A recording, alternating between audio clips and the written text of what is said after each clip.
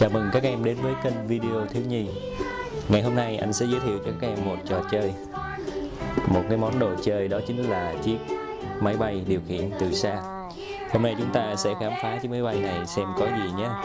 Và đây là cái hộp của chiếc máy bay. Cái hộp của chiếc máy bay đây. Bây giờ anh sẽ khui cái chiếc máy bay này ra nhé. Chúng ta xem có gì nha. Khui ra.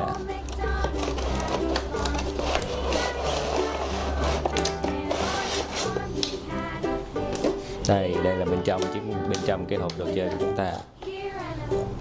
Đầu tiên anh sẽ giới thiệu, đây là chiếc máy bay, đây là bộ phận điều khiển, đây là pin.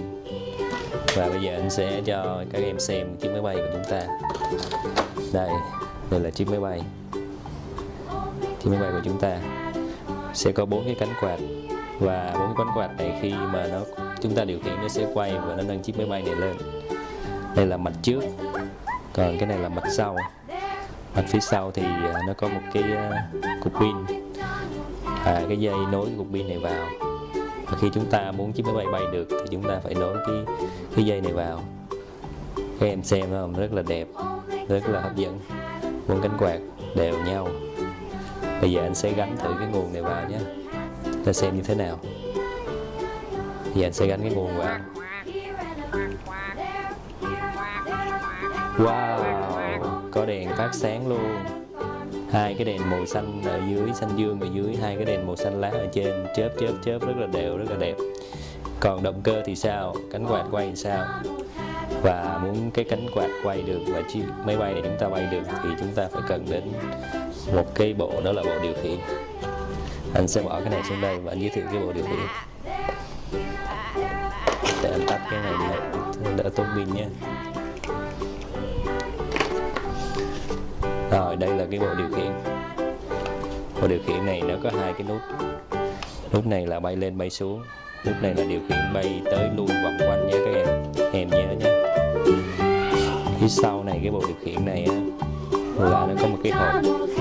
Cái hộp này để chúng ta sẽ tháo ra cho lắp pin vào. Muốn điều khiển thì phải có pin.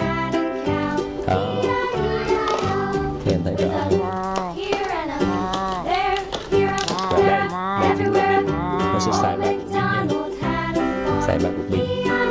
Và này sẽ gắn pin vô luôn, gắn pin vô.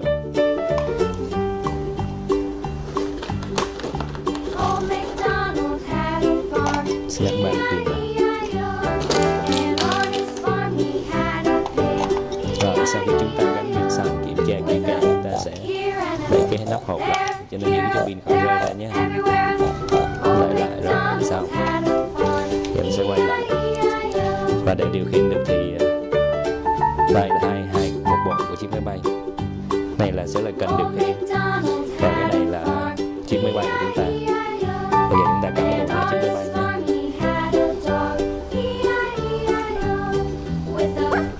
Wow, rất là hấp dẫn đúng không các em?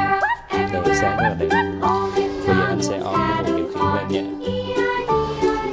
On lên, đó, nó sẽ báo. Rồi bây giờ anh sẽ cho cánh.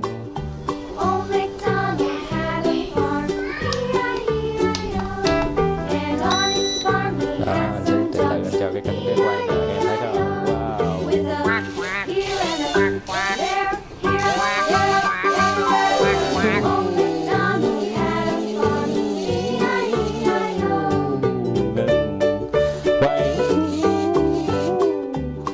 Quay ngược lại.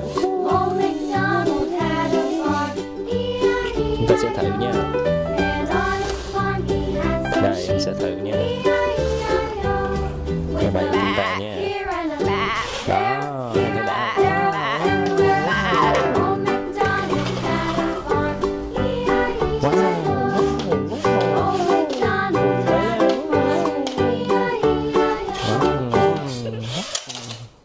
Đúng máy bay luôn.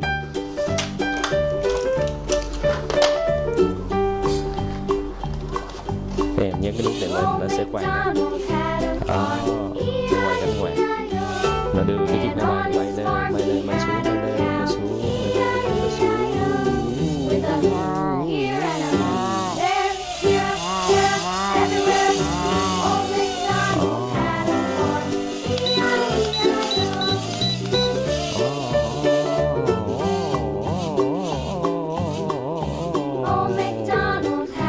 Và chiếc máy bay này chúng ta muốn bay được thì chúng ta phải ra ngoài trời nó rộng chúng ta mới bay được nha các em nhé. Và khi em chơi các em phải chú ý là cẩn thận nha, cẩn thận với cái cánh quạt này nha. Chúng ta sẽ để đúng chiều vào thì mới bay được nha. Bạn có thể ra ngoài trời đọc đó. Và sau khi các em chơi xong rồi, các em thì nhớ rút nguồn ra, rồi tháo nguồn ra để nó không có tốn pin nha các em nhé. Mình sẽ tháo cái nguồn ra, tắt hết đèn, sẽ cất vô hộp, cất vô hộp đàng hoàng nha. Chúng ta không chơi mà tháo nguồn ra, cất vô hộp. Rồi cái đồ điều khiển nó sẽ tắt nguồn đi, nhấn nút tắt nguồn nha. Rồi đèn đã tắt là đó là tắt nguồn rồi. Thì mình sẽ tháo pin ra cho nó khỏi hư nha, nhìn kỹ nha. Tháo từng cục pin ra nha. Rồi tháo hết pin ra, ta cất vô đàng hoàng nha.